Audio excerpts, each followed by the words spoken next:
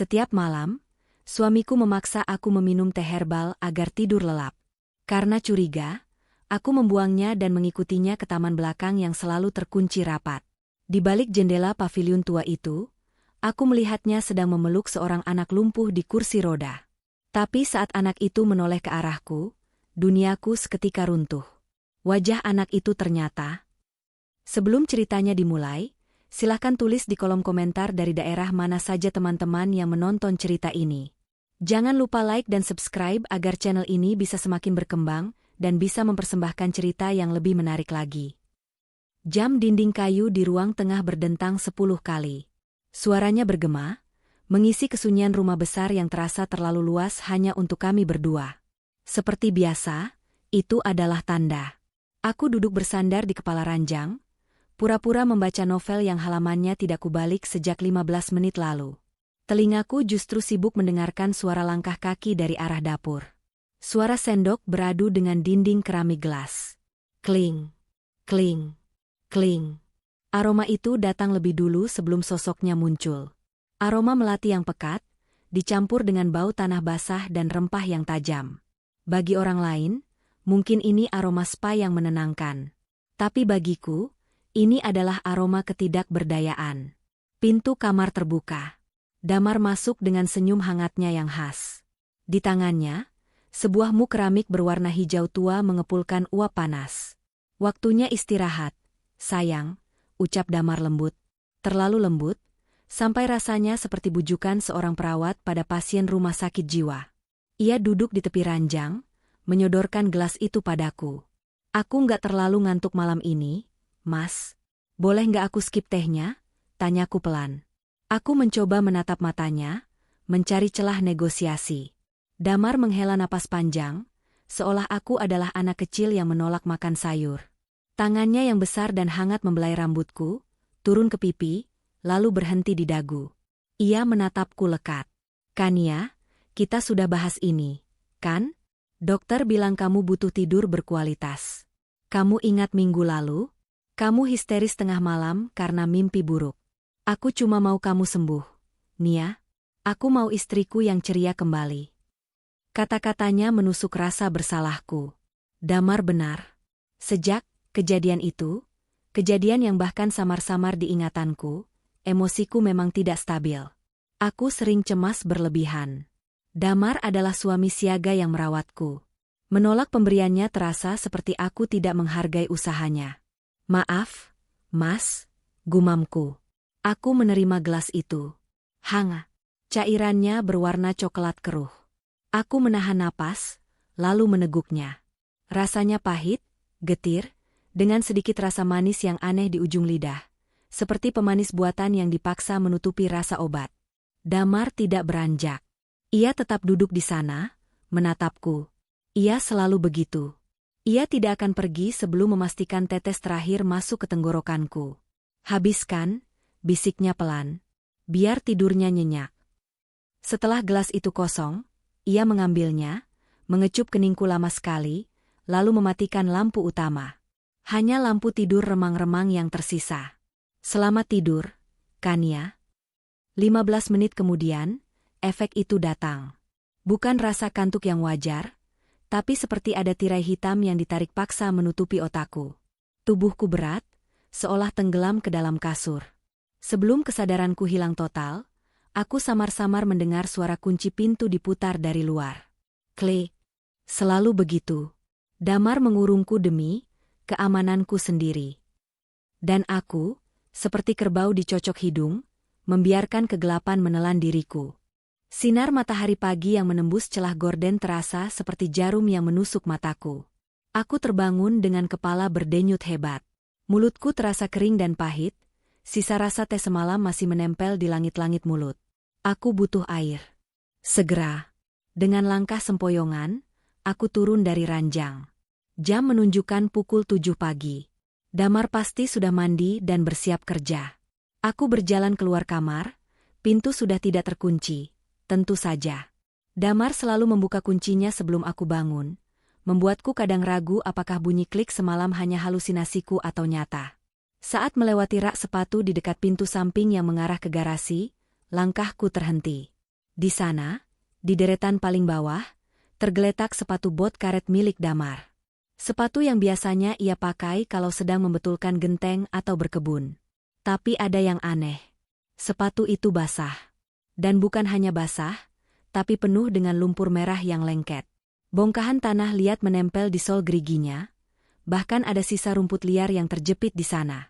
Aku mengerutkan kening. Semalam tidak hujan. Cuaca panas terik seharian kemarin.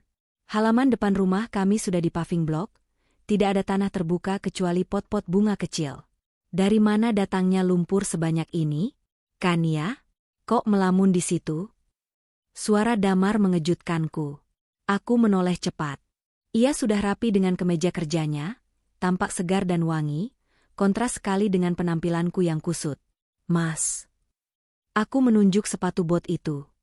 Ini kok kotor banget? Semalam kamu keluar? Wajah Damar berubah. Hanya sepersekian detik, ada kilatan kaget di matanya, tapi dengan cepat tertutup oleh senyum santainya. Oh, itu. Ia berjalan mendekat, mengambil sepatu itu dan dengan santai memasukkannya ke dalam kantong plastik hitam. Semalam pipa saluran air di belakang agak rembes. Aku cek sebentar takut banjir. Ternyata cuma keran yang kurang kencang. Di belakang, tanyaku sangsi. Taman belakang kan dikunci, Mas. Katamu kuncinya hilang dan temboknya mau roboh. Jadi bahaya kalau ke sana. Damar tertawa kecil, tawa yang terdengar renyah namun tidak sampai ke matanya. Ya namanya juga darurat. Sayang. Aku congkel sedikit pintunya. Nanti aku panggil tukang buat benerin permanen. Udah jangan mikirin pipa. Kamu mandi gih, sarapan udah disiapin Bei Surti. Ia mengecup pipiku kilat, lalu berjalan cepat menuju mobilnya. Aku berdiri mematung. Penjelasannya masuk akal. Sangat masuk akal. Tapi, entah kenapa, instingku berteriak ada yang salah. Lumpur di sepatu itu bukan lumpur biasa. Itu tanah merah basah, jenis tanah yang hanya ada di bagian paling ujung lahan kami, dekat hutan bambu pembatas kompleks yang rimbun. Dan satu lagi, pipa air di rumah ini letaknya di samping, bukan di belakang. Kepalaku kembali berdenyut sakit. Apakah aku yang terlalu curiga? Apakah ini bagian dari paranoiaku? Atau memang ada sesuatu di halaman belakang yang Damar sembunyikan dariku? Malam ini, aku bertekad untuk tidak tidur. Rasa curiga soal sepatu bot itu terus mengganggu pikiranku sepanjang hari. Aku mencoba bertanya pada Bei Surti, asisten rumah tangga kami yang sudah bekerja sejak aku menikah dengan Damar, tapi ia hanya menggeleng dengan wajah ketakutan. Ibu jangan banyak pikiran, nanti bapak marah, begitu katanya sambil buru-buru mencuci piring. Reaksi Bei Surti justru semakin memvalidasi kecurigaanku. Ada rahasia di rumah ini. Jam 10 malam. Ritual itu dimulai lagi. Damar masuk membawa muk hijau itu. Aromanya masih sama memuakkannya. Kali ini, aku sudah siap. Makasih, Mas, kataku sambil menerima gelas itu. Aku memaksakan senyum selebar mungkin. Oh iya, Mas, tolong ambilkan charger HP-ku di ruang kerja dong. Kayaknya ketinggalan di sana. Damar menatapku sebentar, lalu mengangguk. Tunggu sebentar ya. Jangan lupa diminum mumpung hangat. Begitu punggung Damar menghilang di balik pintu, aku bergerak secepat kilat. Jantungku berpacu kencang seolah mau meledak. Aku melompat dari kasur, berlari kecil ke sudut kamar tempat sebuah pot tanaman Sansevieria, lidah mertua, berdiri tegak. Tanaman ini hadiah dari ibuku.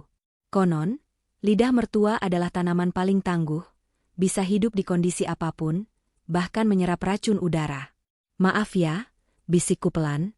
Aku menuangkan seluruh isi muk itu ke dalam pot. Cairan coklat pekat itu meresap cepat ke dalam tanah. Aku mengibas-ngibaskan sisa tetesan, lalu segera kembali ke kasur. Tepat saat aku menarik selimut, Damar masuk kembali. Nih, chargernya, katanya sambil meletakkan kabel di nakas. Matanya langsung tertuju pada gelas kosong di tanganku. Senyum puas terbit di bibirnya. Wah, pinter istriku. Langsung habis. Iya, haus banget rasanya. Jawabku, berusaha agar suaraku tidak terdengar gemetar. Damar mengambil gelas itu. Ya udah, sekarang bobo ya. Ia mematikan lampu. Seperti biasa, ia menunggu beberapa saat. Aku mengatur napasku, membuatnya berat dan teratur, meniru irama napas orang yang tertidur pulas. Aku memejamkan mata rapat-rapat, berdoa agar Damar tidak menyadari sandiwaraku. 5 menit berlalu. 10 menit. Aku mendengar Damar berdiri. Ia membungkuk sedikit, mungkin mengecek wajahku. Hembusan napasnya terasa di pipiku. Aku menahan diri untuk tidak berkedip atau menelan ludah. Tidur yang nyenyak. Sayang, bisiknya. Nada suaranya berbeda. Tidak ada kehangatan di sana. Hanya nada dingin dan datar. Langkah kaki terdengar menjauh. Pintu kamar dibuka, lalu ditutup. Dan kemudian, bunyi yang paling aku benci itu terdengar. Klik. Pintu dikunci dari luar. Aku membuka mata dalam kegelapan. Jantungku berdetak begitu kencang sampai telingaku berdenging. Aku selamat dari minum racun itu malam ini. Tapi sekarang, aku terkurung. Dan Damar, dia bebas melakukan apapun di luar sana. 2 hari berlalu sejak malam aku membuang teh itu. Selama 2 hari itu pula, aku bermain drama. Aku berpura-pura pusing saat bangun pagi, berpura-pura masih mengantuk, agar Damar percaya obatnya bekerja. Aku membuang teh itu setiap malam dengan berbagai trik, ke dalam botol minum kosong yang kusembunyikan di bawah kasur, atau ke wastafel kamar mandi saat Damar lengah. Tubuhku terasa jauh lebih segar. Kabut di kepalaku mulai menghilang. Ingatanku perlahan menjadi lebih tajam. Dan dengan kesadaran yang pulih, rasa takutku semakin menjadi-jadi. Pagi ini, saat Damar sudah berangkat kerja, aku memberanikan diri mengecek pot lidah mertua di sudut kamar. Apa yang kulihat membuat darahku berdesir hebat. Tanaman lidah mertua itu hancur. Daun-daunnya yang biasanya tebal, keras, dan berwarna hijau tua dengan corak kuning tegas, kini layu terkulai. Bukan sekadar layu karena kurang air, tapi membusuk dari pangkalnya. Warnanya berubah menjadi coklat kehitaman dan berlendir, seolah-olah baru saja disiram air keras atau zat kimia yang sangat korosif. Aku menyentuh salah satu daunnya, dan daun itu langsung patah di tanganku, meninggalkan bau menyengat yang samar. Bau bahan kimia. Tanganku gemetar hebat. Aku mundur perlahan sampai punggungku menabrak lemari. Ya Tuhan! Selama ini, Damar bukan memberiku teh herbal. Dia meracuniku. Atau setidaknya, memberiku obat penenang dosis sangat tinggi yang bahkan mampu membunuh tanaman paling tangguh di dunia dalam waktu 2 malam. Apa tujuannya? Apakah dia ingin membunuhku perlahan? Atau dia ingin membuatku gila? Pantas saja aku selalu bangun dengan kepala sakit. Pantas saja ingatanku tentang masa lalu terasa samar dan putus-putus. Zat ini menghancurkan sarafku perlahan-lahan. Tiba-tiba, rasa takut itu berubah menjadi kemarahan. Kemarahan yang dingin dan tajam. Aku bukan wanita lemah yang bisa dipermainkan begitu saja. Aku melihat jam dinding. Pukul 10 pagi. Damar baru akan pulang jam 6 sore. Aku punya waktu. Aku mengambil gunting, memotong habis tanaman yang mati itu, memasukkannya ke kantong plastik berlapis-lapis agar baunya tidak tercium, lalu menyimpannya di bagian paling dasar tempat sampah di luar rumah. Aku mengganti tanah di pot itu dengan tanah dari halaman depan, dan menancapkan tanaman palsu dari plastik yang bentuknya mirip lidah mertua. Dari jauh, Damar tidak akan sadar bedanya. Malam ini, aku harus bertindak malam ini. Aku tidak bisa membiarkan ini berlanjut. Aku harus tahu kemana dia pergi setiap malam setelah mengunci kamarku. Kuncinya adalah pintu taman belakang. Damar selalu melarangku ke sana dengan alasan renovasi. Tapi aku tahu, jawaban dari semua kegilaan ini ada di balik tembok tinggi itu. Malam Jumat. Suasana di luar lebih dingin dari biasanya. Angin kencang membuat ranting pohon mangga di depan rumah mengetuk-ngetuk jendela, menciptakan irama yang mencekam. Damar memberikan teh itu lagi. Kali ini, aku menumpahkannya ke dalam tisu tebal yang langsung kuselipkan ke dalam saku piyama. Aku meminum sedikit air putih agar mulutku basah, lalu berakting tidur. Jam 11.45 malam. Damar mulai bergerak. Ia tidak langsung keluar. Ia duduk di meja riasku, membuka laci kecil, dan mengambil sesuatu. Dari celah mataku yang terbuka sedikit, aku melihat kilatan logam. Kunci. Itu bukan kunci pintu depan, bentuknya kuno dan berkarat. Pasti itu kunci pintu taman belakang. Damar mendekatiku, mengguncang bahuku pelan. Nia? Aku melemaskan seluruh otot tubuhku, mengatur napas sehalus mungkin. Tidak ada respons. Bagus, gumamnya. Suaranya terdengar lega. Ia mematikan lampu, keluar kamar, dan mengunci pintu. Klik. Begitu langkah kakinya menjauh, aku langsung bangun. Adrenalinku memuncak. Aku tidak punya kunci kamar, tapi aku ingat trik lama. Pintu kamar ini kuncinya model lama yang longgar. Aku mengambil kawat penyangga gorden yang sudah kusiapkan sejak siang tadi, memasukkannya ke lubang kunci, dan memutarnya dengan sabar. Cetrek. Terbuka. Aku mengendap keluar. Rumah gelap gulita. Hanya cahaya bulan yang masuk dari ventilasi. Aku mendengar suara pintu geser kaca di ruang tengah dibuka. Itu akses menuju teras belakang. Aku bersembunyi di balik lemari pajangan saat melihat siluet Damar keluar. Ia membawa tas jinjing besar. Apa isinya? Makanan? Senjata? Atau mayat? Pikiran liarku makin tak terkendali. Aku menuruni tangga tanpa suara. Untunglah aku hafal anak tangga mana yang berbunyi jika diinjak. Aku sampai di pintu kaca. Damar sudah tidak terlihat. Pintu menuju taman belakang, pintu kayu tebal yang selama ini selalu terkunci, kini sedikit terbuka. Angin malam berhembus masuk, membawa aroma tanah basah dan bau obat-obatan. Aku melangkah keluar. Taman belakang rumah kami sangat luas, sisa tanah warisan orang tua Damar. Dikelilingi tembok beton setinggi 3 meter. Di ujung taman, tertutup rimbunnya pohon bambu dan semak belukar, ada sebuah bangunan tua. Bekas paviliun tamu yang kata Damar sudah rusak parah atapnya. Tapi malam ini, aku melihat sesuatu yang membantah semua ucapan Damar. Dari jendela paviliun itu, keluar cahaya lampu yang hangat. Bukan lampu senter, tapi lampu ruangan listrik. Dan cerobong asap kecil di atapnya mengepulkan asap tipis. Paviliun itu berpenghuni. Kakiku gemetar saat melangkah membelah rumput tinggi yang belum dipotong. Semakin dekat, aku semakin mendengar suara-suara. Suara Damar. Dia sedang berbicara. Nadanya bukan nada dingin yang ia berikan padaku tadi.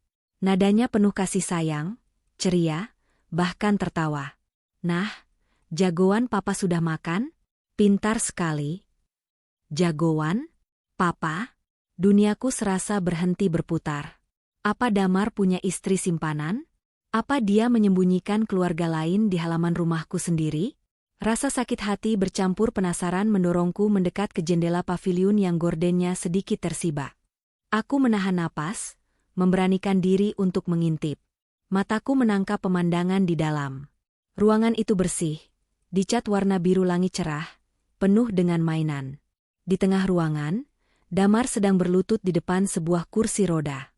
Dan di atas kursi roda itu, duduk seseorang. Bukan wanita simpanan. Jantungku berhenti berdetak saat melihat wajah sosok itu. Itu adalah seorang anak laki-laki kecil, mungkin berusia sekitar 5 tahun. Kulitnya pucat, tubuhnya kurus ringkih. Tapi yang membuatku ingin menjerit adalah wajahnya. Mata itu, hidung itu, bentuk bibir itu wajahku. Anak itu memiliki wajah yang sangat identik denganku. Persis seperti fotoku waktu kecil. Damar sedang menyisir rambut anak itu sambil tersenyum penuh cinta. Sabar ya, nak. Sebentar lagi mama pasti sembuh. Nanti kita main sama mama ya. Aku membekap mulutku kuat-kuat agar tidak menjerit. Air mata tumpah tanpa bisa kutahan. Kakiku lemas hingga aku terduduk di tanah basah. Siapa anak itu? Kenapa Damar memanggilnya anak? Dan kenapa dia bilang, mama pasti sembuh? Aku tidak pernah ingat pernah melahirkan. Aku tidak pernah ingat punya anak.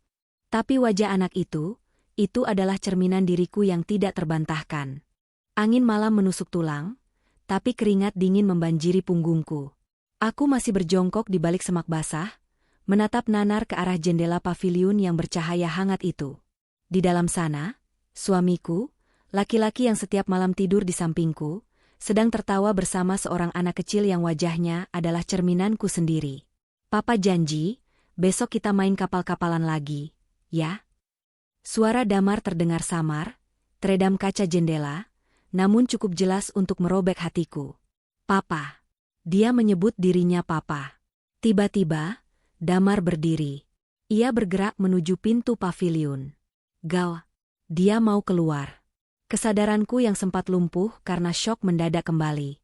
Jika Damar menemukanku di sini, di tengah malam, setelah membuang obatnya, sandiwaraku akan tamat. Dan entah apa yang akan dia lakukan padaku.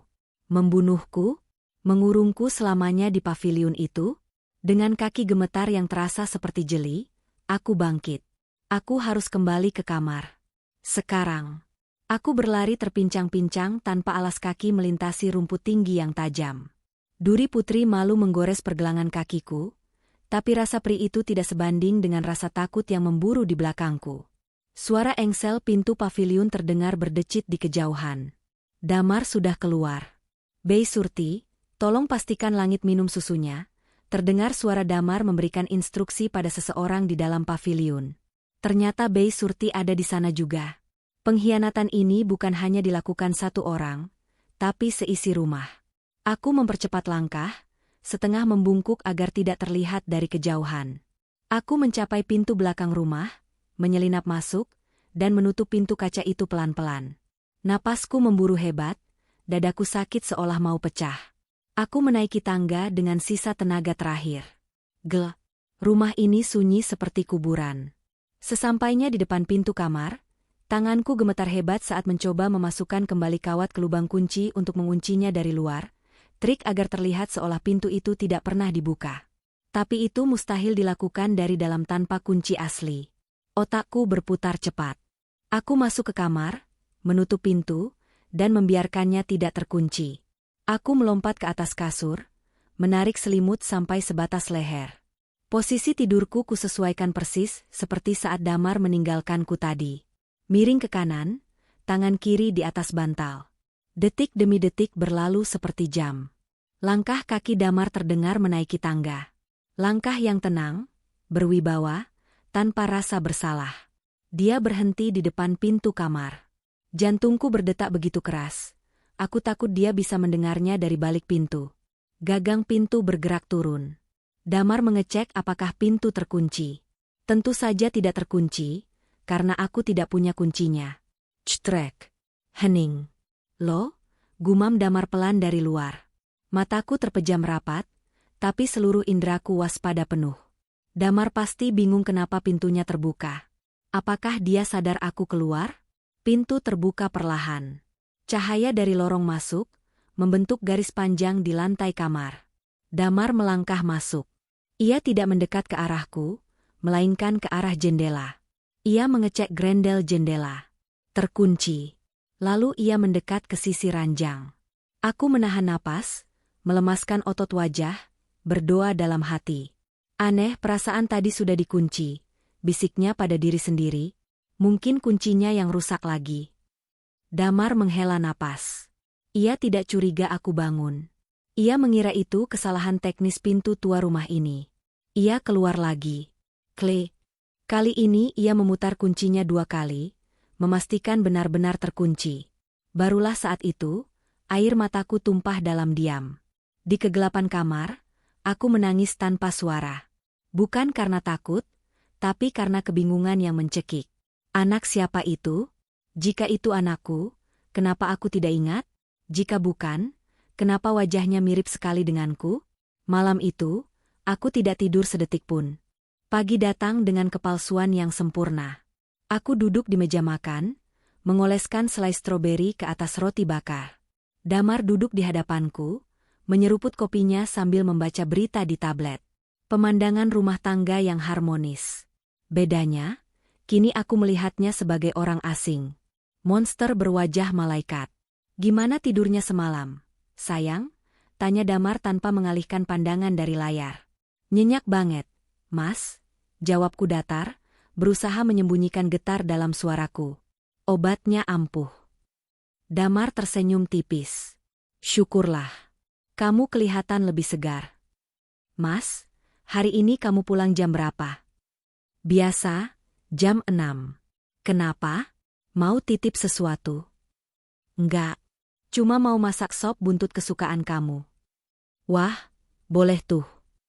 Ia melirik jam tangannya. Aku berangkat dulu ya. Damar mencium keningku. Bau parfum maskulinnya yang dulu kusukai, kini membuat perutku mual. Begitu mobil Damar menghilang di balik gerbang, aku langsung bergerak.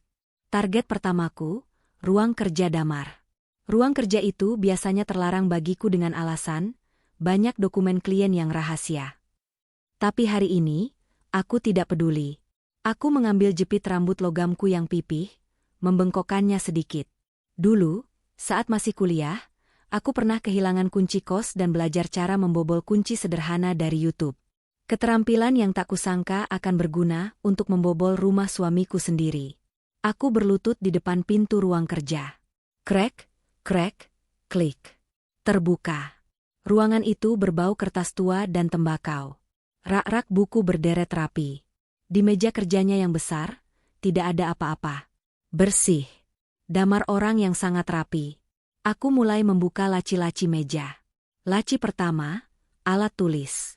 Laci kedua, dokumen tagihan listrik dan air. Laci ketiga, terkunci. Aku mencoba teknik yang sama. Agak sulit karena lubang kuncinya lebih kecil. Keringat dingin menetes di pelipisku. Ayolah, ayolah. Klik. Laci terbuka. Jantungku berdegup kencang saat melihat isinya. Bukan uang, bukan surat cinta. Ada sebuah kotak besi kecil berwarna hitam dan sebuah gantungan kunci dengan label belakang. Aku mengambil kunci itu. Tanganku gemetar. Ini akses legal menuju paviliun itu. Namun, perhatianku teralihkan pada sebuah map biru di bawah kotak besi. Di sampulnya tertulis, RSJ Grahita, pasien, Kania Larasati. RSJ? Rumah sakit jiwa? Aku membuka map itu dengan tangan gemetar. Foto diriku terpampang di sana. Wajahku terlihat kosong, rambut acak-acakan. Tanggalnya, 5 tahun yang lalu. Aku membaca diagnosanya cepat-cepat. Postpartum psikosis, psikosis pasca melahirkan, dengan gejala delusi agresif. Pasien tidak mengenali bayinya. Pasien mencoba. Kalimat selanjutnya tertutup noda kopi atau tinta hitam yang tebal, membuatnya tidak terbaca. Kepalaku berdenyut sakit. Potongan-potongan gambar berkelebat di kepalaku. Suara tangisan bayi yang melengking. Bau amis darah. Dan gunting? Aarg. Aku memegang kepalaku yang serasa mau pecah. Tidak. Ini pasti palsu. Damar memalsukan ini untuk membuatku merasa gila. Aku tidak gila. Aku ingat masa kecilku, aku ingat kuliahku. Tapi, kenapa aku tidak ingat 5 tahun lalu? Ada lubang hitam besar dalam ingatanku. Aku menutup map itu dan mengembalikannya ke tempat semula. Aku tidak boleh gegabah mengambil dokumen itu sekarang. Damar akan tahu aku masuk ke sini. Yang aku butuhkan adalah bukti hidup. Anak itu, Lang. Aku mengantongi kunci bertuliskan, belakang, itu, lalu merapikan semuanya kembali seperti semula. Aku keluar dari ruang kerja dan menguncinya kembali. Sekarang, aku punya akses. Siang itu, matahari bersinar terik, tapi rumah terasa dingin. Bi Surti sedang sibuk menyetrika di ruang servis belakang. Ini kesempatanku. Aku berjalan menuju pintu yang menghubungkan ruang tengah dengan taman belakang. Pintu kayu jati yang kokoh itu selalu menjadi batas duniaku selama ini. Aku memasukkan kunci yang kutemukan tadi. Pas. Kunci berputar mulus. Pintu terbuka dengan suara kriet panjang yang menyayat telinga. Hawa panas langsung menerpa wajahku. Taman belakang ternyata jauh lebih luas dari yang kubayangkan. Rumput ilalang tumbuh setinggi pinggang di sisi kiri dan kanan jalan setapak yang terbuat dari batu alam. Pohon-pohon besar menaungi area itu, membuat suasana terasa lembab dan agak gelap meski siang hari. Di ujung jalan setapak itu, berdiri paviliun tua bergaya kolonial. Ket putihnya sudah mengelupas di sana-sini, ditumbuhi tanaman rambat. Namun, jendelanya bersih mengkilap. Ada AC outdoor yang menyala halus di samping bangunan. Tanda kehidupan. Aku melangkah pelan. Sepatu ketsku meredam suara langkah di atas batu. Setiap langkah terasa berat, seolah aku sedang berjalan menuju tiang gantungan. Semakin dekat, aku mendengar suara. Bukan suara percakapan, tapi suara nyanyian. Pelangi-pelangi, alangkah indahmu. Itu suara Bei Surti? Tidak, Bei Surti sedang menyetrika di dalam rumah utama. Aku menajamkan telinga. Itu suara rekaman.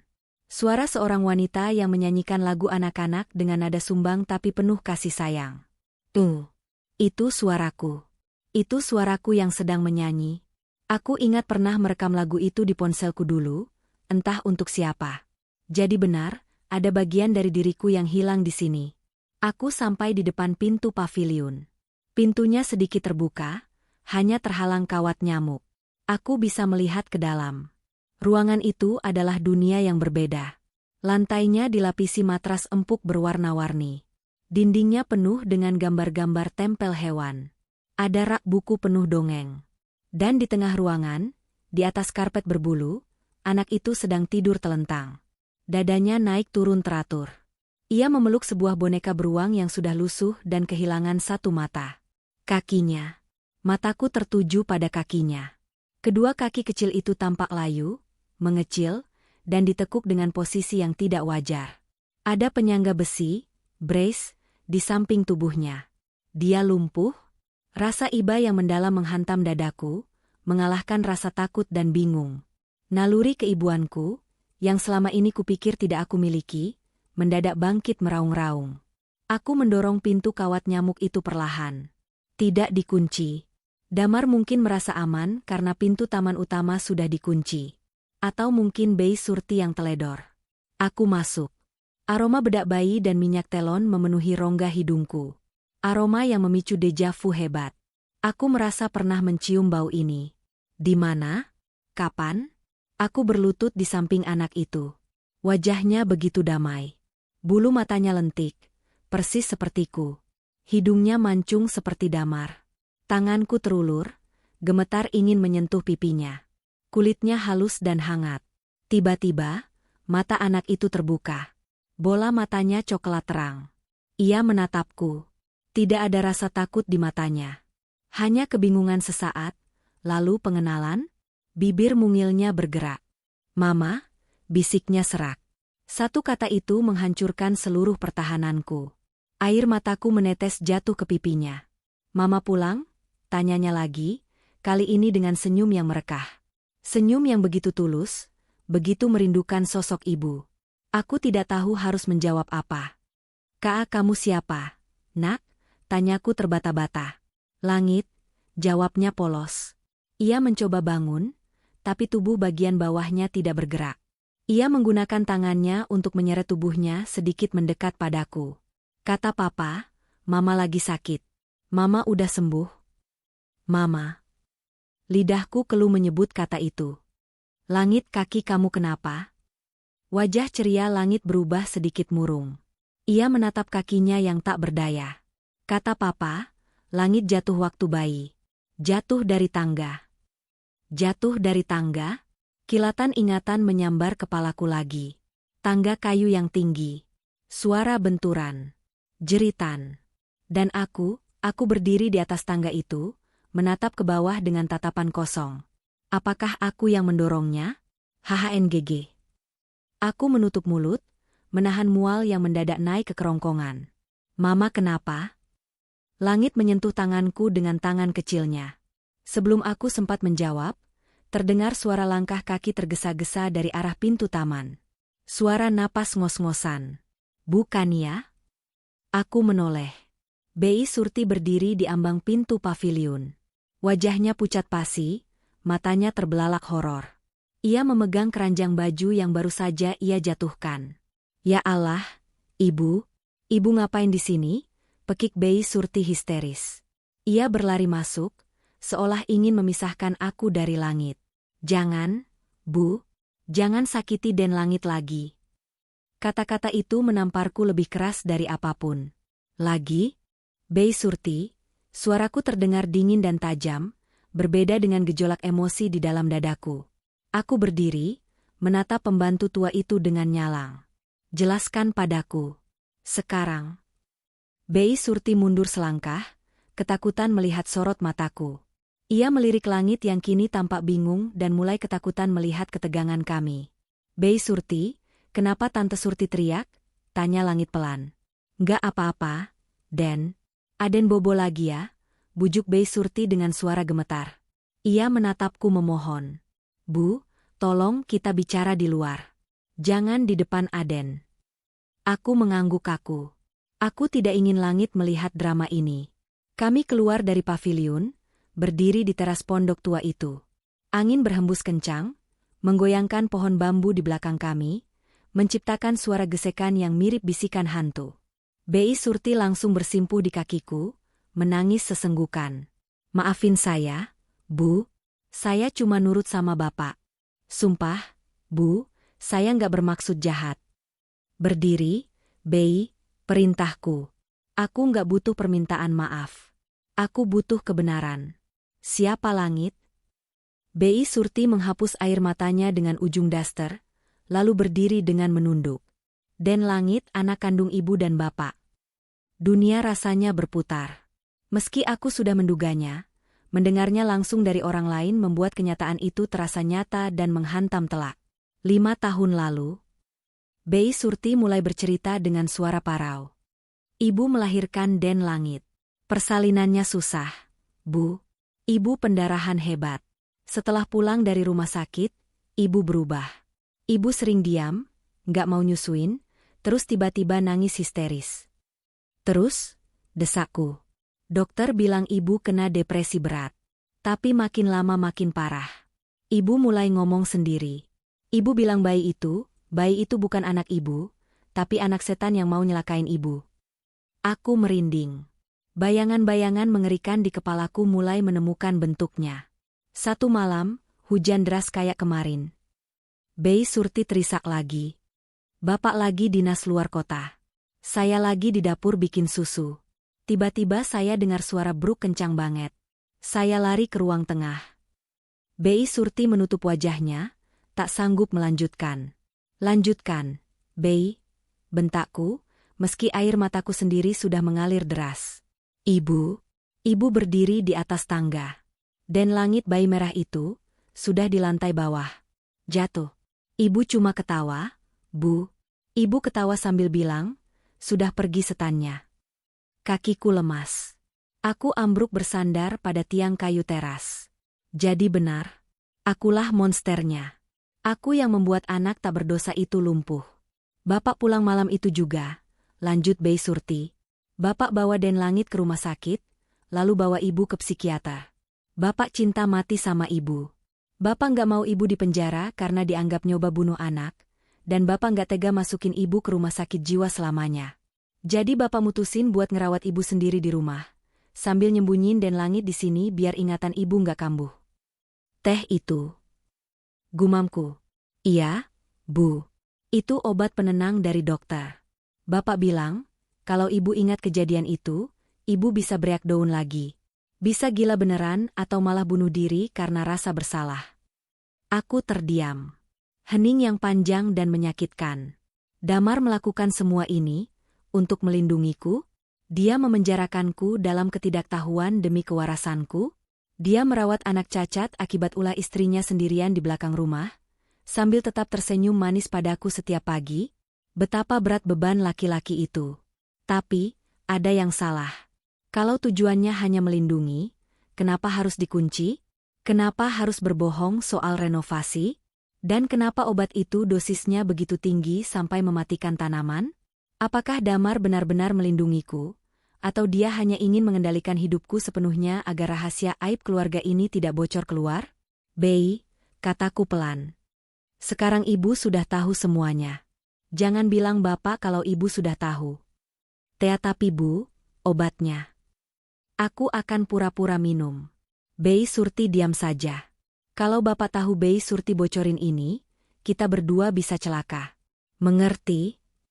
Bei Surti mengangguk cepat, wajahnya ketakutan. "Iya, Bu. Saya janji." Tiba-tiba, dari saku daster Bei Surti, terdengar bunyi bip-bip-bip. Alarm.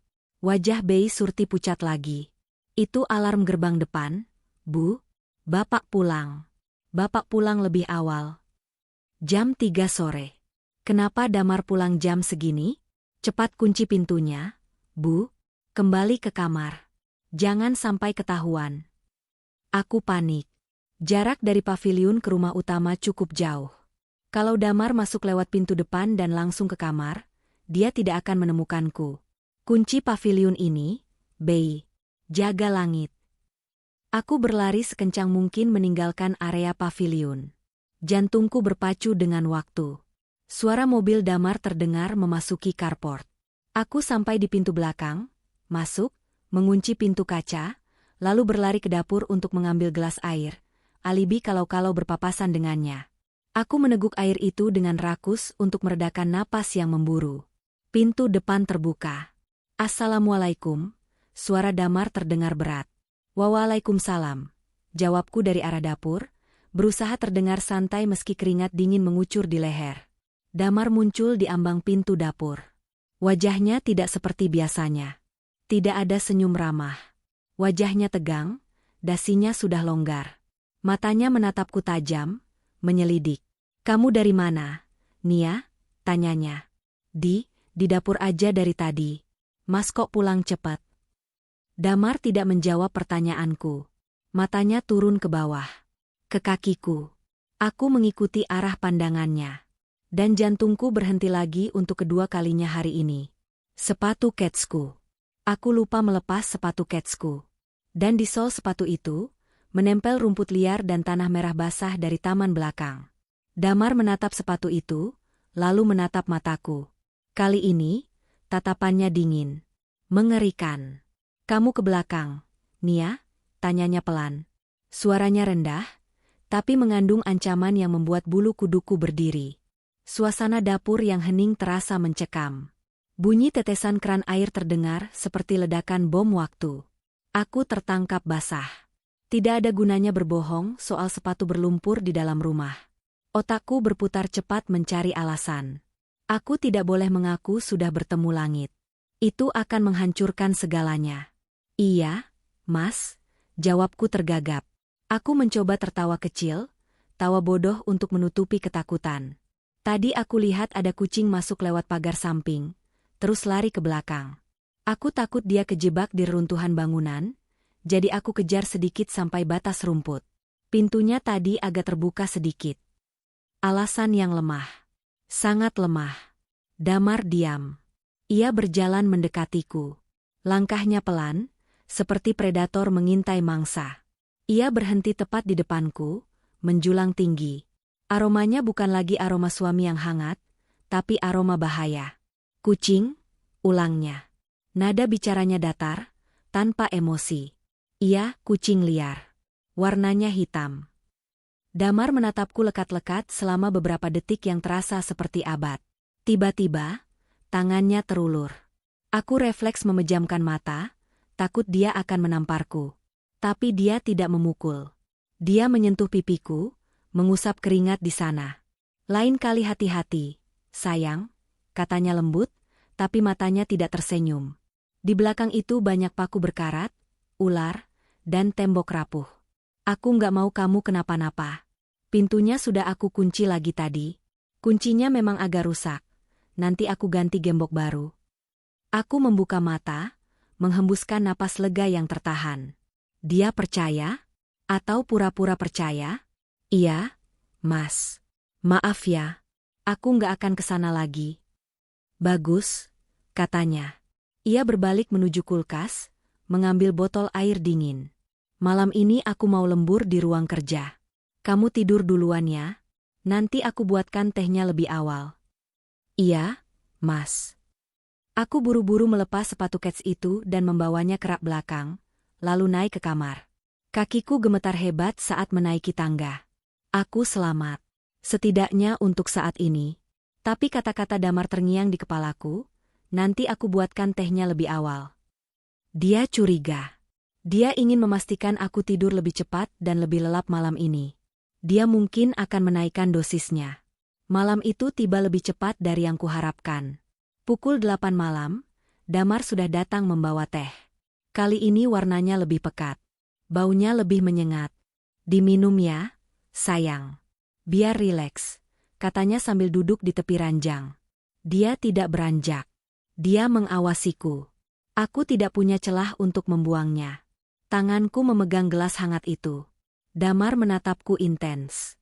Jika aku menolak, dia akan tahu aku sudah sadar. Jika aku minum, aku akan kehilangan kesadaran dan mungkin ingatanku akan terkikis lagi. Aku harus minum. Sedikit saja. Aku menempelkan gelas ke bibir, meminum seteguk kecil, lalu pura-pura tersedak. Uhuk. Panas banget, Mas. Sebagian besar isinya kutumpahkan ke baju tidurku. Ya ampun, hati-hati. Damar mengambil tisu, membersihkan bajuku. Masih ada setengah gelas. Habiskan sisanya kalau sudah agak dingin ya. Aku tungguin. Sial. Dia tidak mau pergi. Terpaksa, aku meminum sisa setengah gelas itu. Rasanya pahit luar biasa. Pintar, kata Damar. Ia mengambil gelas kosong itu. Sekarang tidur. 5 menit kemudian, efeknya langsung terasa. Kali ini jauh lebih kuat dari biasanya. Kepalaku berputar hebat. Pandanganku kabur. Tubuhku terasa ditarik ke bawah tanah. Damar, dia benar-benar menaikkan dosisnya. Sebelum kesadaranku hilang total, aku melihat Damar berdiri di dekat jendela. Dia sedang menelepon seseorang. Suaranya terdengar jauh dan bergema. Halo, Dok? Iya, sepertinya dia mulai ingat lagi. Iya, dosisnya sudah saya naikkan. Apa? Bawa ke sana? Jangan dulu. Saya masih bisa handle. Tapi kalau dia nekat lagi, baiklah. Siapkan kamarnya. Siapkan kamarnya? Dia mau mengirimku ke RSJ? Atau ke tempat yang lebih buruk? Rasa kantuk yang mematikan menyerangku. Aku mencoba melawan, tapi sia-sia. Hal terakhir yang kuingat sebelum gelap total adalah wajah langit yang tersenyum memanggilku, Mama, dan wajah Damar yang menatapku dingin sambil menutup telepon. Aku terjebak. Dan waktu untukku semakin habis. Cahaya matahari siang masuk menembus kelopak mataku yang terasa berat seperti dilapisi timah. Aku mengerang panjang. Kepalaku serasa dihantam palu godam berulang-ulang. Mulutku terasa seperti habis menelan pasir, kering dan berkarat. Dosis itu. Damar benar-benar tidak main-main. Meski semalam aku sempat memuntahkan sebagian obat itu di wastafel kamar mandi saat terbangun karena mual hebat jam 2 pagi, sisa yang terserap tubuhku sudah cukup untuk melumpuhkan sarafku selama 12 jam. Aku mencoba duduk. Dunia berputar miring. Ada rasa sakit yang tajam di pelipis kiri, tempat ingatan-ingatan samar mulai memaksa masuk. Biasanya, bangun tidur adalah momen paling kosong bagiku. Tapi hari ini berbeda. Hari ini, ada wajah itu. Lang. Anak laki-laki di kursi roda. Wajahnya yang tersenyum. Suaranya yang memanggilku, Mama. Itu bukan mimpi. Rasa sakit di kakiku akibat duri semak semalam adalah buktinya. Sepatu kets berlumpur yang kusembunyikan di rak belakang adalah saksinya. Aku menyeret tubuhku ke kamar mandi, membasuh wajah dengan air dingin berkali-kali sampai kulitku terasa baal. Aku menatap cermin. Wajah di pantulan itu pucat, kantung mata hitam menggantung, rambut kusut masai. Tapi matanya menyala. Kamu bukan orang gila, kan ya? Bisikku pada pantulan di cermin. Kamu seorang ibu. Kamu punya anak. Tapi suara lain di kepalaku, suara kecil yang jahat, berbisik. Kalau kamu ibunya, kenapa kamu melupakan dia? Ibu macam apa yang lupa pernah melahirkan? Ibu macam apa yang membuat anaknya lumpuh? Potongan percakapan Bei Surti terngiang kembali. Ibu melemparnya. Ibu bilang itu anak setan. Aku mencengkeram pinggiran wastafel, sampai buku-buku jariku memutih. Rasa mual kembali naik. Apakah aku benar-benar monster? Apakah Damar melakukan semua ini? Mengurungku, membiusku, sebenarnya untuk menyelamatkan langit dari ibunya sendiri yang psikopat? Jika itu benar, maka aku pantas diperlakukan begini. Aku pantas mati. Tapi, ada kejanggalan. Kalau aku memang berbahaya, kenapa langit tersenyum melihatku? Anak kecil memiliki insting paling murni. Jika aku pernah menyakitinya dengan sengaja, dia akan menjerit ketakutan, bukan memanggilku dengan rindu. Ada kepingan puzzle yang hilang. Sesuatu yang terjadi pada malam hujan 5 tahun lalu itu tidak sesederhana cerita Bei Surti. Ingatan manusia bisa dimanipulasi, apalagi jika saksinya, Bei Surti, bekerja di bawah tekanan Damar. Aku harus mencari tahu sendiri. Bukan dari cerita orang lain, tapi dari bukti medis. Damar menyebut, dokter, di telepon semalam. Dan dia punya brankas di ruang kerjanya. Hari ini hari Sabtu. Damar biasanya pergi jogging atau main golf dengan klien di pagi hari sampai siang. Aku keluar kamar. Rumah sepi. Di meja makan, ada sarapan bubur ayam dan secari kertas sticky note kuning dengan tulisan tangan Damar yang rapi. Sayang, aku main golf sebentar sama Pak Handoko. Buburnya dihabiskan ya. Jangan lupa minum vitamin di samping piring. Love you. Cinta? Kata itu terasa seperti lelucon paling gelap sekarang. Aku mengabaikan bubur itu. Aku butuh energi, jadi aku makan sepotong roti tawar kering, lalu meneguk segelas air besar. Tujuanku jelas, ruang kerja Damar. Lagi. Sebelum ke ruang kerja, aku harus menetralkan satu-satunya CCTV hidup di rumah ini, Bei Surti. Aku menemukan wanita parubaya itu sedang menjemur pakaian di halaman samping. Begitu melihatku, tubuhnya menegang. Dia tampak ketakutan setengah mati. Mungkin takut aku akan mengamuk atau takut Damar tahu dia membocorkan rahasia kemarin. Bei, panggilku datar. Iya, Bu? Ibu sudah bangun? Mau saya angetin buburnya? Tanyanya tergagap, tangannya sibuk memeras baju basah dengan gugup. Bei Surti, berhenti pura-pura. Bei Surti terdiam. Dia menunduk, menatap ember cucian. Damar pergi main golf. Kita punya waktu 3 jam, kataku sambil melangkah mendekat. Aku mau tanya satu hal. Dan Bei Surti harus jawab jujur. Kalau Bei Surti bohong, aku akan nekat lari ke jalan raya sekarang juga dan teriak kalau suamiku menyekap anak cacat di belakang rumah. Polisi akan datang, dan kita semua hancur. Termasuk langit yang akan dibawa dinas sosial. Ancaman itu berhasil. Wajah Bei Surti pucat pasi. Dia tahu nasib langit adalah segalanya. Jajangan, Bu, kasihan den langit. Kalau begitu jawab aku. 5 tahun lalu, saat kejadian itu, apa aku benar-benar melempar langit? Bei Surti mulai menangis lagi. Ibu nggak melempar. Ibu menjatuhkan. Apa bedanya? Sentakku. Beda, Bu. Bei Surti menatapku dengan mata basah. Waktu itu ibu sedang gendong den langit di atas tangga. Ibu teriak-teriak ada ular yang melilit leher ibu. Ibu berusaha melepaskan ular itu. Padahal itu tangan den langit yang lagi meluk leher ibu. Ibu panik, ibu kibaskan tangan dan den langit terlepas. Aku tertegun. Halusinasi. Aku berhalusinasi anaknya adalah ular. Jadi aku tidak sengaja? Tanyaku lirih. Ibu lagi sakit, Bu. Sakit jiwa, kata Pak Damar. Ibu nggak sadar. Bei Surti menghapus ingusnya.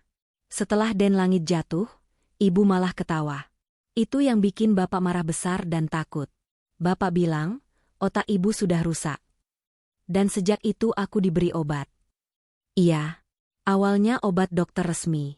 Tapi lama-kelamaan bapak racik sendiri campurannya. Bapak bilang, kalau ibu sadar total, ibu bakal ingat dosa ibu dan bunuh diri. Bapak nggak mau kehilangan ibu.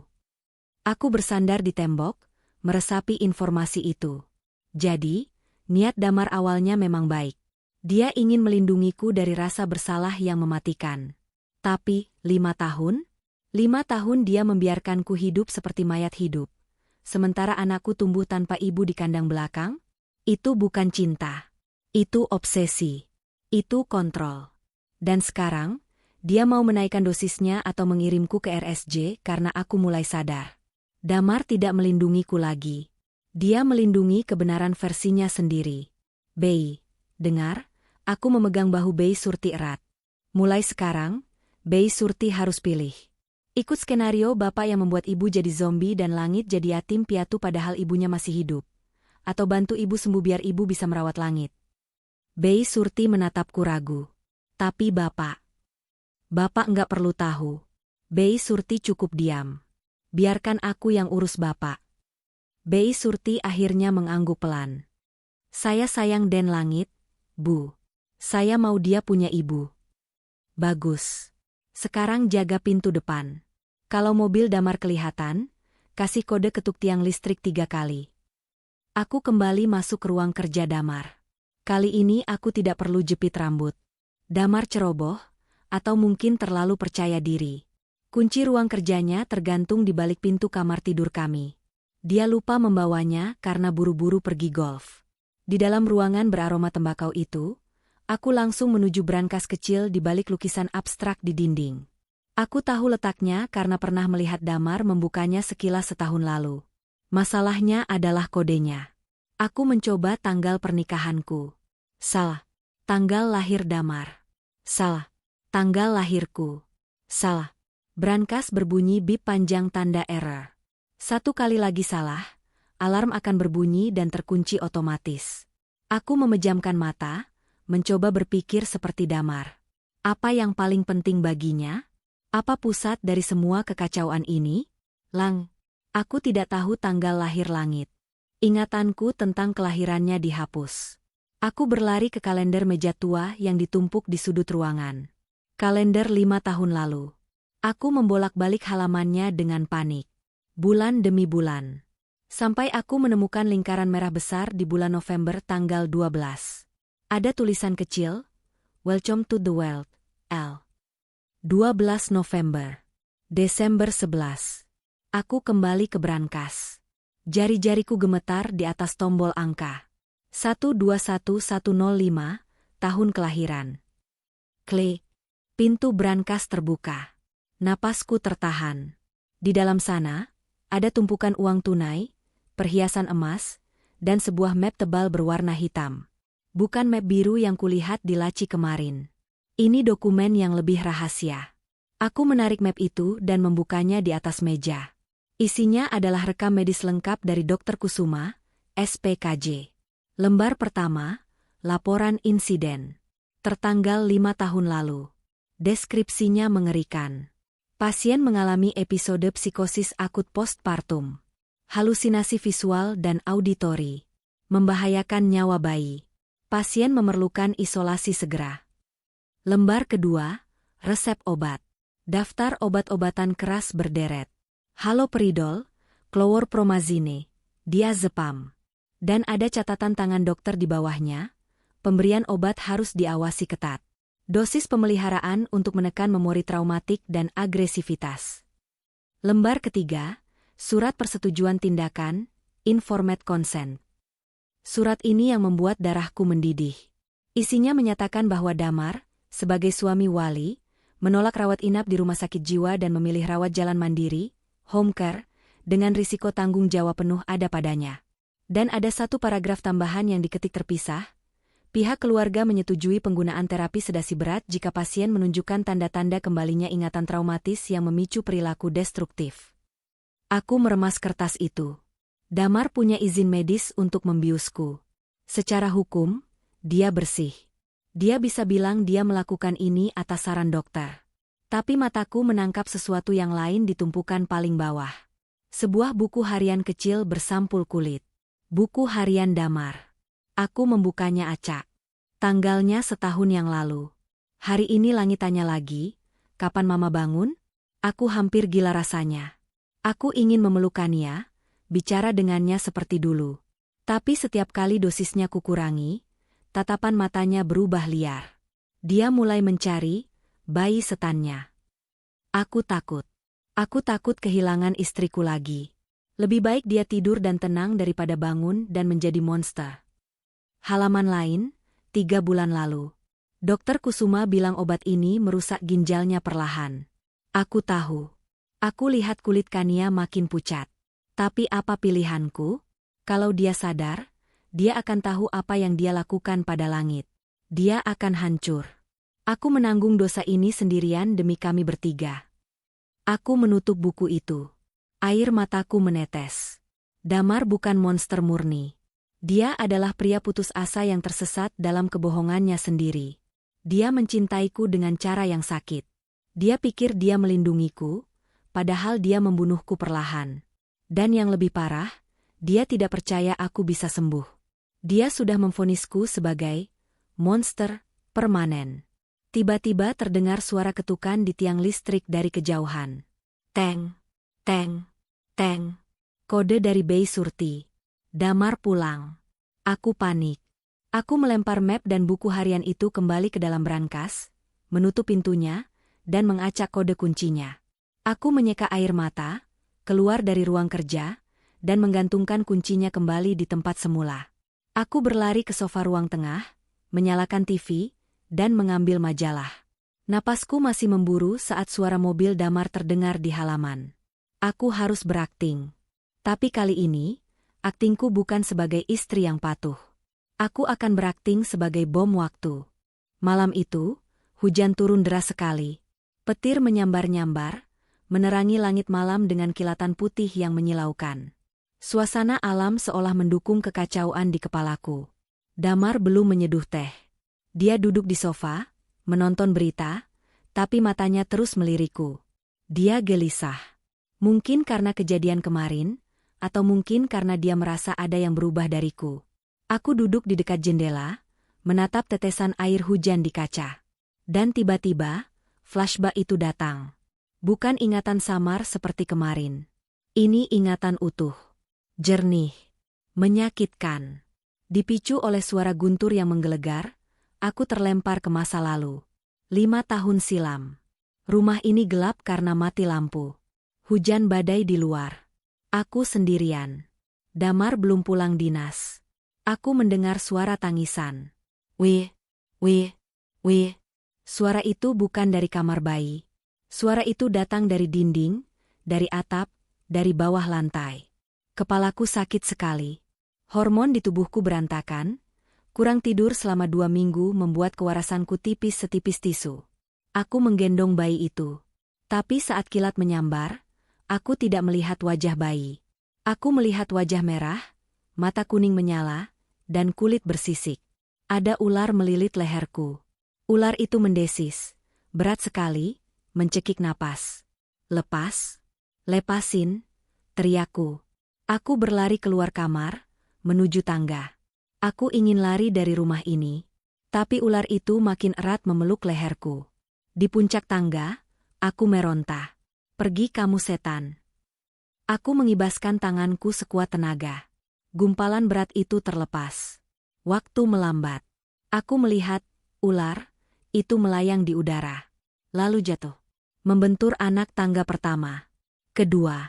Ketiga. Bruk. Hening. Lalu lampu menyala. Dan di bawah sana, bukan ular yang tergeletak, tapi bayiku. Lang. Darah mengalir dari kepalaku. Lalu aku tertawa. Bukan karena lucu, tapi karena otakku korslet.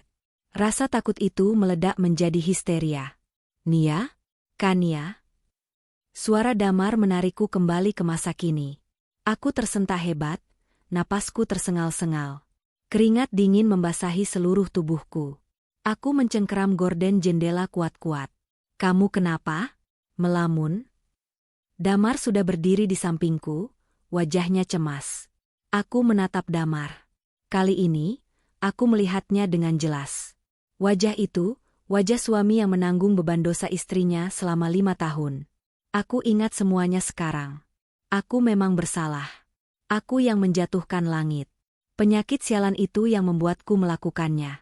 Tapi, aku sudah tidak sakit sekarang. Atau setidaknya, aku sadar. Obat-obatan Damar memang menekan halusinasiku, tapi juga mematikan jiwaku. Aku nggak apa-apa, jawabku serak. Cuma kaget dengar petir. Damar menatapku curiga. Kamu gemetar. Muka kamu pucat banget. Dia menyentuh dahiku. Badan kamu hangat. Kamu butuh istirahat. Aku buatkan tehnya sekarang ya. Nggak usah, Mas, tolakku cepat. Terlalu cepat. Damar terhenti. Dia menatapku tajam. Kenapa? Aku mau minum susu hangat aja. Teh itu ada vitaminnya, Nia. Kamu butuh itu supaya nggak mimpi buruk. Lihat kamu sekarang, baru dengar petir aja sudah histeris. Damar mulai menekan. Nadanya bukan lagi menawarkan, tapi memerintah. Aku bilang gak mau. Suaraku meninggi. Hening. Suara hujan di luar seolah menjauh. Damar mundur selangkah, kaget dengan nada bicaraku. Selama 5 tahun, Kania adalah istri penurut yang layu. Kania yang membentak tidak ada dalam skenarionya. Ada apa dengan kamu hari ini? Tanya Damar dingin. Dari kemarin tingkahmu aneh. Sepatu lumpur. Menolak obat. Kamu menyembunyikan sesuatu? Aku berdiri tegak, menatap matanya. Sudah cukup sandiwaranya. Aku tidak bisa berpura-pura minum racun itu lagi malam ini. Jika aku minum, aku akan lupa lagi. Dan aku tidak mau lupa. Aku mau menebus dosaku pada langit. Bukan aku yang menyembunyikan sesuatu, Mas, kataku pelan tapi tegas. Tapi kamu. Wajah Damar berubah keras. Rahangnya mengeras. Dia berjalan perlahan menuju pintu kamar, lalu memutar kuncinya. Klik. Apa maksudmu? Tanyanya, berbalik menghadapku. Sekarang kami terkunci berdua di dalam kamar. Situasi yang berbahaya. Jangan pura-pura bodoh, Damar. Suaraku bergetar, tapi aku memaksakan diri untuk berani. Aku tahu apa yang ada di teh itu. Chlorpromazine. Haloperidol. Obat antipsikotik. Mata Damar membelalak. Kamu menggeledah ruang kerjaku. Aku juga tahu kenapa kamu kasih itu ke aku. Aku melangkah maju, mempersempit jarak di antara kami. Untuk membuatku lupa kalau aku pernah menjatuhkan anak kita dari tangga. Damar terhuyung ke belakang seolah ditampar. Wajahnya yang biasanya tenang kini hancur oleh kepanikan. Topengnya retak total. Kamu ingat? Bisiknya horor. Semuanya. Ular itu, hujan itu, dan langit. Air mataku mulai menetes. Aku ingat anakku, Mas. Anak yang kamu sembunyikan di kandang belakang seperti hewan peliharaan. Cukup, bentak Damar. Dia mencengkeram bahuku, mengguncangku keras. Jangan sebut dia begitu. Aku melakukan itu untuk kamu. Kamu tahu apa yang terjadi kalau kamu ingat? Kamu akan hancur. Kamu akan mencoba bunuh diri. Aku menyelamatkan nyawamu, Kania. Dengan membunuh jiwaku. Dengan memisahkan aku dari anakku, teriakku di depan wajahnya. Kamu bukan menyelamatkan aku, kamu menyandera aku. 5 tahun, Damar. 5 tahun aku hidup dalam kabut, sementara anakku tumbuh sendirian dengan kaki lumpuh. Kamu jahat. Aku melindungimu. Damar berteriak balik, air mata frustrasi menggenang di matanya. Kamu berbahaya, Nia. Kamu hampir membunuhnya. Dokter bilang kamu gila. Kalau aku nggak kasih obat itu, kamu bisa nyakitin langit lagi. Aku sudah sembuh. Tahu dari mana kamu sembuh? Damar menunjuk wajahku. Lihat dirimu. Kamu emosional. Kamu meledak-ledak. Ini tanda-tanda kamu kambuh. Minum teh itu sekarang. Dia berlari ke meja, mengambil gelas teh yang belum sempat ku minum, dan memaksaku meminumnya. Minum. Enggak. Aku menepis tangannya. Gelas itu terlempar, pecah berkeping-keping di lantai. Cairan coklat menggenang di karpet. Damar menatap pecahan gelas itu dengan napas memburu. Dia terlihat putus asa. Rencananya berantakan. Dengar, Mas, kataku, mencoba menurunkan nada suaraku meski dadaku sesak. Aku tahu aku salah. Aku yang bikin langit cacat. Aku akan bawa dosa itu sampai mati. Tapi mengurungku dan membiusku bukan solusinya. Langit butuh ibunya. Dia tanya kapan aku pulang. Mas, dia rindu aku. Damar terdiam. Bahunya merosot. Dia menutupi wajahnya dengan kedua tangan. Dia tanya begitu, suaranya pecah. Iya, aku ketemu dia kemarin. Dia nggak takut sama aku. Dia senyum. Kalau anak yang jadi korban saja bisa memaafkan, kenapa kamu nggak bisa kasih aku kesempatan? Damar mengangkat wajahnya. Matanya merah. Aku takut, Nia. Aku takut kalau kamu sadar, kamu bakal benci diri kamu sendiri terus ninggalin aku. Atau lebih parah, kamu bakal histeris lagi pas lihat kondisi kakinya. Ayo kita buktikan, tantangku. Bawa aku ke sana sekarang. Secara resmi. Bukan sembunyi-sembunyi. Biarkan aku ketemu anakku. Kalau aku histeris, kalau aku gila lagi, aku sumpah, aku akan minum obat itu seumur hidupku tanpa protes. Atau kamu boleh kirim aku ke RSJ malam ini juga. Damar menatapku lama, mencari kebohongan di mataku. Dia tidak menemukannya. Dia hanya melihat tekad seorang ibu yang bangkit dari kubur. Perlahan, Damar merogoh saku celananya. Dia mengeluarkan kunci gembok kecil. "Pakai jaketmu," katanya lirih. Di luar dingin. Malam itu, untuk pertama kalinya dalam 5 tahun, aku berjalan keluar lewat pintu dapur bersama suamiku, menuju taman belakang. Tidak ada kucing-kucingan. Tidak ada kebohongan. Hujan sudah reda, menyisakan gerimis tipis. Udara berbau tanah basah dan bunga kantil yang tumbuh di sudut taman. Kami berjalan menyusuri jalan setapak berbatu menuju paviliun yang lampunya menyala redup. Langkah Damar berat, langkahku gemetar. Ini adalah momen penentuan. Apakah aku akan menjadi ibu yang memeluk anaknya, atau monster yang akan menghancurkan segalanya lagi? Damar membuka pintu paviliun. Di dalam, Langit sedang duduk di kursi rodanya, menonton kartun ditemani Bei Surti yang terkantuk-kantuk. Mendengar pintu terbuka, Langit menoleh. Matanya membulat saat melihat Damar dan aku di sampingnya. "Papa," panggilnya. Lalu matanya beralih padaku. "Mama?" Damar menatapku, memberi isyarat. "Silakan." Aku melangkah masuk. Jantungku berdebar kencang, tapi anehnya, tidak ada bayangan ular. Tidak ada suara bisikan setan. Hanya ada wajah anakku. Aku berlutut di depannya. Langit menatapku ragu, melirik papanya seolah minta izin. Damar mengangguk pelan. "Hai, Langit," sapaku, suaraku tercekat. "Mama udah sembuh?" tanya Langit polos. Aku menahan isak tangis, meraih tangan mungilnya, dan menciumnya bertubi-tubi. "Sudah, sayang. Mama sudah pulang." Langit tersenyum lebar, lalu merentangkan tangan kecilnya. Aku memeluk tubuh ringkih itu. Hangat, nyata. Dan saat dia memeluk leherku kembali, simpul mati di hatiku terurai. Aku menatap Damar yang berdiri di ambang pintu. Dia menangis dalam diam. Tapi cerita ini belum selesai. Pelukan ini baru permulaan. Aku memang sudah bertemu Langit. Tapi kenyataan pahit tentang kondisi mental dan fisik kami bertiga masih harus dibereskan. Dan ada satu orang lagi yang harus kami hadapi untuk menutup masa lalu ini selamanya, Dr. Kusuma. Hujan di luar sudah benar-benar berhenti, menyisakan suara tetesan air dari talang atap yang jatuh ke paving block. Di dalam paviliun, keheningan terasa berat, namun tidak lagi mencekam. Aku masih duduk di lantai, memeluk lutut Langit yang terbungkus selimut. Damar duduk di kursi kayu di sudut ruangan, wajahnya tertunduk dalam. Bei Surti sudah pamit keluar, memberi kami ruang untuk bicara, atau mungkin dia takut melihat pertengkaran kami.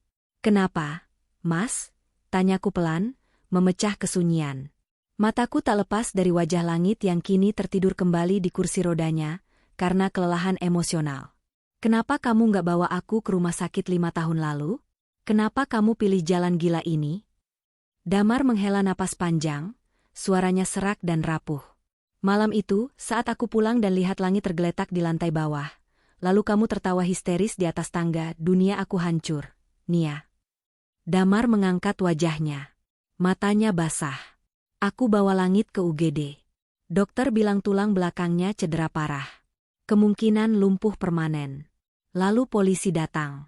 Mereka tanya, "Siapa yang melakukan ini?" "Aku lihat kamu, Nia.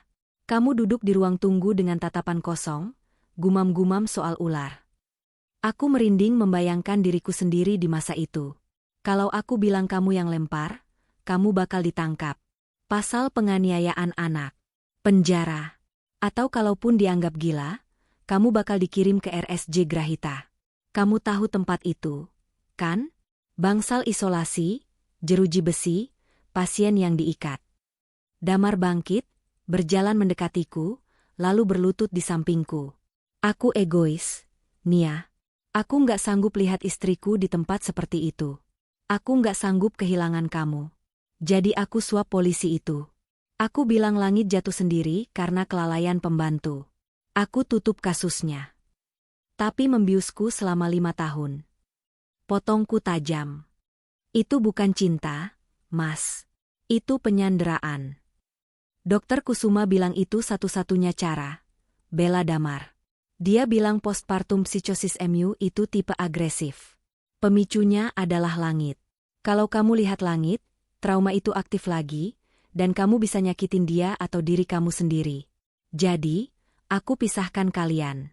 Aku rawat langit di sini, aku rawat kamu di rumah utama. Aku pikir aku bisa menyembuhkan kalian berdua pelan-pelan. Tapi kamu nggak menyembuhkan aku, bantahku lirih. Kamu cuma menekan ingatanku. Kamu bikin aku lupa kalau aku punya anak. Karena setiap kali dosisnya aku kurangi, kamu mimpi buruk. Kamu teriak-teriak soal ular. Aku takut, Nia. Aku takut kehilangan kamu selamanya. Damar menangis. Pria yang selama ini terlihat begitu kuat dan dominan, kini hancur di hadapanku. Aku menatapnya. Rasa marahku masih ada, besar sekali. Tapi di balik kemarahan itu, aku melihat penderitaan yang ia tanggung sendirian. 5 tahun dia bolak-balik antara rumah utama dan paviliun. 5 tahun dia menjadi suami bagi istri yang tidur, dan ayah bagi anak yang cacat, sambil menyimpan rahasia besar dari semua orang. Kamu salah, Mas. Salah besar, kataku tegas. Tapi aku juga salah. Dosa ini kita tanggung berdua. Aku menoleh ke arah langit yang tidur damai. Mulai malam ini, pintu paviliun ini nggak boleh dikunci lagi. Besok, kita ke dokter Kusuma. Aku mau lepas dari obat sialan itu. Aku mau jadi ibu yang sadar, sesakit apapun kenyataannya. Keesokan harinya, suasana di ruang praktik dokter Kusuma terasa tegang. Dokter tua berambut perak itu menatapku dan Damar bergantian dari balik kacamata tebalnya. Jadi, Ibu Kania sudah ingat semuanya? Tanyanya tenang, seolah ini adalah percakapan cuaca. Semuanya, Dok, jawabku dingin. Tentang ular itu. Tentang jatuh dari tangga. Dan tentang resep racun yang dokter kasih ke suami saya. Dokter Kusuma menghela napas. Ia tidak tampak tersinggung disebut peracun. Itu bukan racun, bukannya. Itu antipsikotik dosis tinggi. Haloperidol dan klorpromazine. Tujuannya menekan aktivitas dopamine di otak ibu yang berlebihan saat episode psikosis. Selama 5 tahun, tanyaku menantang. Tanpa evaluasi ulang? Tanpa terapi perilaku? Anda cuma kasih obat biar saya diam seperti mayat hidup. Itu permintaan suami ibu, Dokter Kusuma melirik Damar. Pak Damar menolak opsi rawat inap. Dia bersikeras merawat ibu di rumah. Risikonya, dosis obat harus tinggi untuk mencegah relapse, kambuh, yang bisa membahayakan anak kalian lagi. Saya mau berhenti, kataku tegas. Tidak bisa semudah itu, potong Dokter Kusuma cepat. Tubuh ibu sudah ketergantungan. Kalau ibu berhenti mendadak, cold turkey, ibu akan mengalami gejala putus obat yang parah. Kejang, halusinasi hebat, insomnia akut. Ibu bisa benar-benar gila kali ini. Aku terdiam. Damar memegang tanganku erat. Tangannya dingin. Terus saya harus gimana? Dokter Kusuma mengambil kertas resep. Kita lakukan tapering off. Penurunan dosis bertahap. Mulai minggu ini, dosisnya dikurangi 20%. Kita lihat reaksinya. Kalau ibu stabil, bulan depan kita kurangi lagi. Tapi, dokter itu menatapku tajam. Syaratnya ibu harus jujur. Kalau ibu mulai melihat bayangan ular atau mendengar suara bisikan lagi, ibu harus lapor. Jangan disembunyikan. Saya sanggup. Jawabku mantap. Satu lagi, tambah dokter itu. Interaksi dengan langit harus diawasi. Rasa bersalah ibu saat melihat kondisi cacat anak itu bisa jadi pemicu depresi baru. Jangan anggap remeh mental ibu yang baru pulih. Keluar dari klinik, langit Jakarta tampak mendung. Tapi entah kenapa, dadaku terasa lebih lapang. Kamu yakin kuat, Nia? Tanya Damar saat kami masuk ke mobil. Melihat langit setiap hari, itu akan mengingatkan kamu terus sama kesalahan itu. Itu hukumanku, Mas, jawabku sambil memasang sabuk pengaman. Melihat dia di kursi roda memang sakit. Tapi lebih sakit kalau aku nggak kenal dia sama sekali. Aku lebih pilih sakit karena kebenaran daripada nyaman dalam kebohongan. Damar menyalakan mesin mobil. Untuk pertama kalinya, dia tidak membantahku. Dia mulai percaya padaku. Hari-hari berikutnya adalah masa transisi yang berat. Sesuai janjiku, aku tidak membuang semua obat itu sekaligus. Damar masih menyeduhkan teh di malam hari, tapi dengan dosis yang jauh lebih rendah. Rasanya tidak lagi terlalu pahit, dan aku tidak lagi langsung pingsan. Aku bisa bangun pagi dengan kepala yang lebih jernih. Tantangan terbesarku bukan obat, tapi langit. Siang itu, aku meminta Bei Surti mengajariku cara memandikan langit. Hati-hati punggungnya, Bu. Instruksi Bei Surti saat aku mengangkat tubuh kurus langit dari kursi roda ke bathtub. Tubuhnya ringan. Terlalu ringan untuk anak usia 5 tahun. Saat aku membasuh kakinya yang mengecil dan tak bertenaga, hatiku teriris perih. Kakinya lunglai, menggantung tanpa daya. Ini hasil perbuatanku. Bekas luka operasi di tulang belakangnya adalah tanda tanganku. Mama kok nangis? Tanya langit sambil memainkan bebek karet. Aku buru-buru menyeka air mata dengan lengan baju yang basah. Nggak apa-apa, sayang. Mama cuma kelilipan sabun. Langit menatapku dengan mata bulatnya yang cerdas. Kaki langit jelek ya, Ma? Pertanyaan itu membuat gerakanku terhenti. Aku menatapnya lurus-lurus. Aku berjanji pada diriku sendiri untuk tidak berbohong lagi. Enggak, sayang. Kaki langit enggak jelek. Kaki langit kuat dengan cara lain. Kata papa, langit jatuh dari tangga waktu bayi. Makanya enggak bisa jalan kayak papa. Aku menelan ludah. Ini momennya. Iya, langit jatuh. Kataku pelan, suaraku bergetar. Maafin mama ya, nak. Waktu itu mama sakit. Mama nggak bisa jagain langit dengan baik. Langit terdiam sebentar, lalu tersenyum lebar hingga matanya menyipit. Nggak apa-apa, Ma.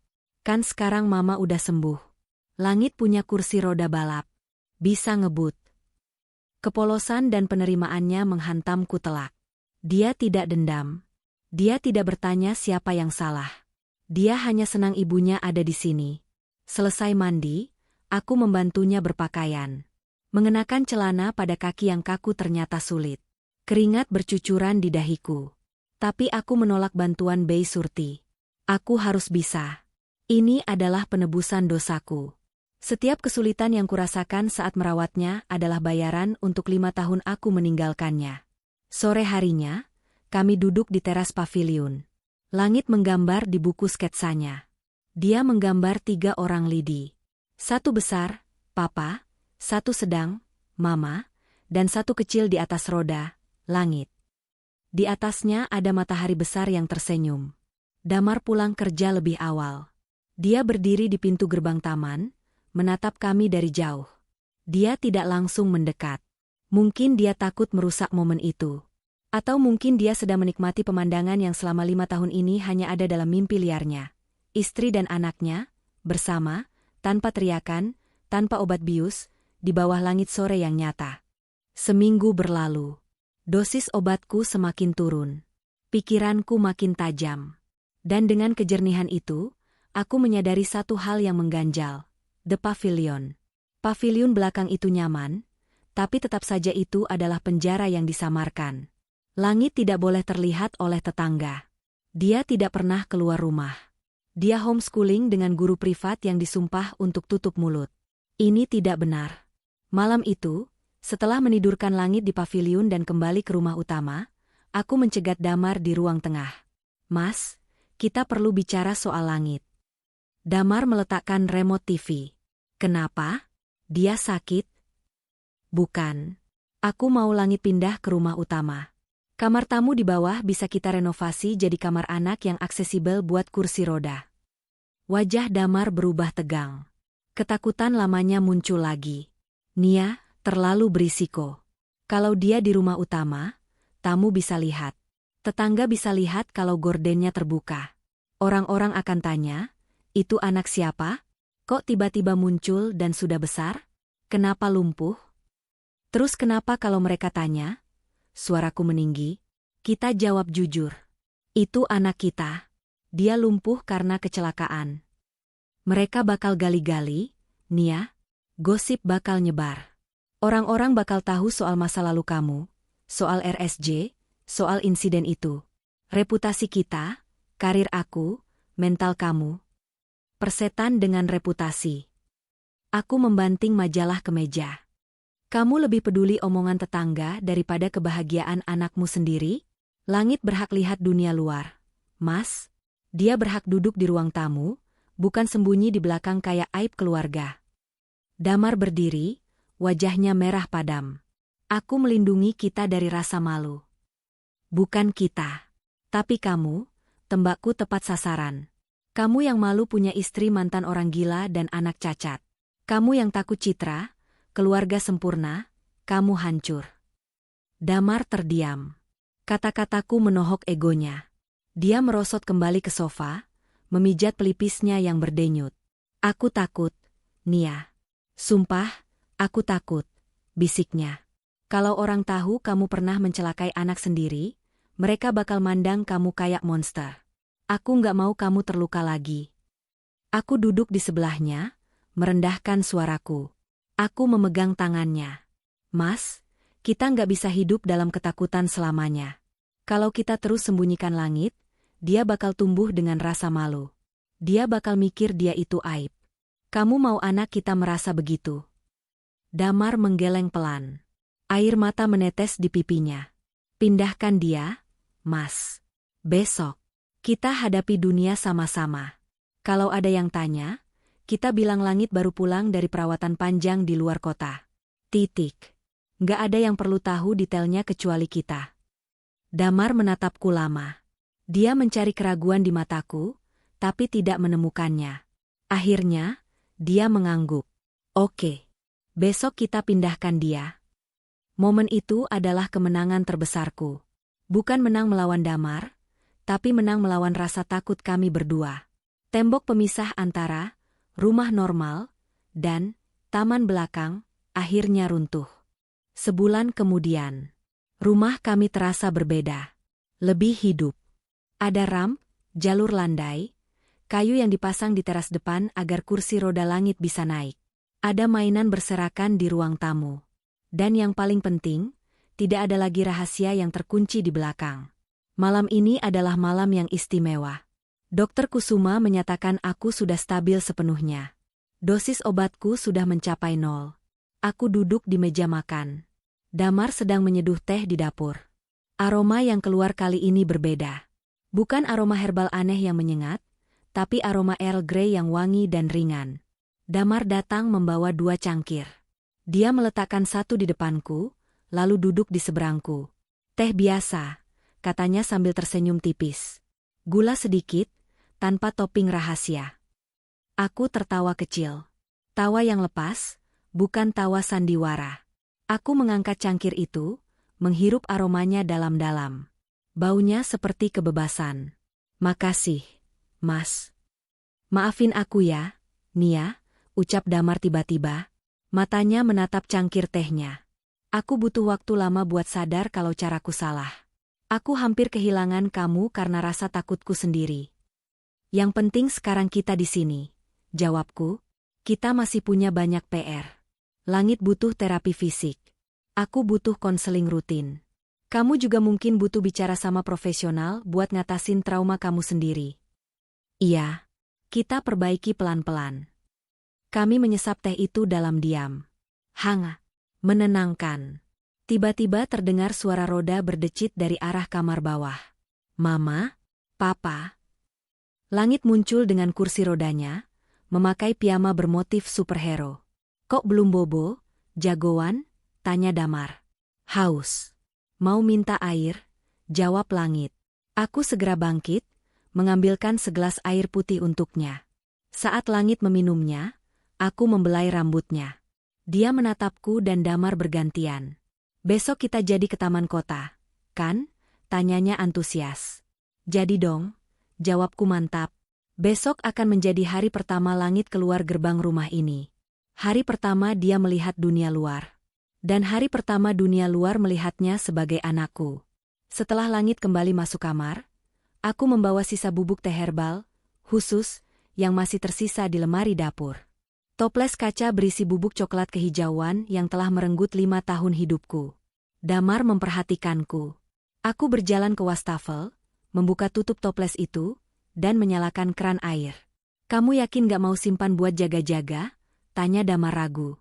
Kalau kamu susah tidur lagi. Aku menatap Damar, lalu menatap toples itu. Enggak, Mas. Kalau aku susah tidur, kamu cuma perlu peluk aku. Bukan bius aku. Aku menumpahkan seluruh isi toples itu ke lubang pembuangan. Air mengalir deras, membawa bubuk itu pergi, larut ke dalam kegelapan pipa, menuju tempat yang seharusnya, pembuangan. Aku melihat pusaran air itu sampai bersih tak bersisa. Selesai. Mimpi buruk itu sudah hanyut. Aku kembali duduk di samping Damar, menyandarkan kepalaku di bahunya. Kami menatap ke arah taman belakang lewat pintu kaca. Lampu paviliun sudah mati. Gelap, tapi tidak menakutkan lagi. Itu hanya bangunan kosong sekarang. Kehidupan yang sesungguhnya ada di sini, di ruang tengah yang terang benderang ini. Tehnya enak, Mas, bisikku. Besok aku buatkan lagi, jawab Damar sambil mencium puncak kepalaku. Dan malam itu, untuk pertama kalinya dalam 5 tahun, aku tidur tanpa obat, tanpa pintu terkunci, dan tanpa mimpi buruk. Aku tidur nyenyak karena aku tahu saat aku bangun besok, aku akan tetap ingat siapa diriku, siapa suamiku, dan siapa anakku.